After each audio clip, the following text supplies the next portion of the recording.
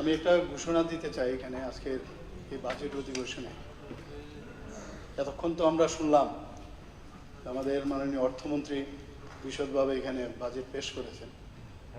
তো এর সাথে আমি একটা ঘোষণা দিতে চাই, বিশেষ করে আমাদের ত্রিপুরা সরকারের যারা কর্মচারী এবং পেনশনাররা যারা এখানে আছেন, সকল কর্মচারীদের জন্য ত্রিপুরা সরকারের আমরা অতিরিক্ত মহার্ঘ ভাতা ডিয়ারনেস অ্যালাউন্স 3% বৃদ্ধির আমি ঘোষণা করছি।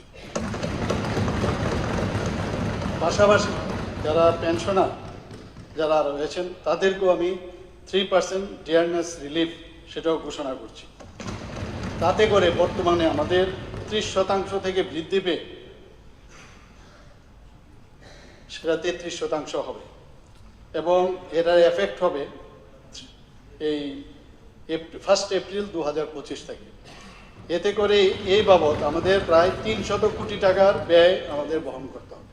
আমি একটা ঘোষণা দিতে চাই এখানে আজকের এই বাজেট অধিবেশনে। এতক্ষণ তো আমরা শুনলাম আমাদের মাননীয় অর্থমন্ত্রী বিশদভাবে এখানে বাজেট পেশ করেছেন।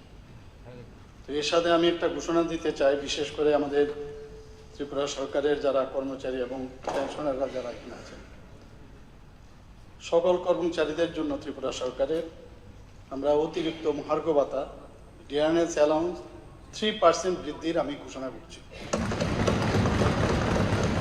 পাশাপাশি যারা পেনশনার যারা রয়েছেন তাদেরকেও আমি 3% ডিয়ারনেস রিলিফ সেটাও ঘোষণা করছি। তাতে করে বর্তমানে আমাদের 30% থেকে বৃদ্ধি পেয়ে সেটা 33% হবে এবং এটার এফেক্ট হবে এই 1 এপ্রিল 2025 থেকে। এতে করে এই বাবদ আমাদের প্রায় 300 কোটি টাকার ব্যয় আমাদের বহন করতে হবে।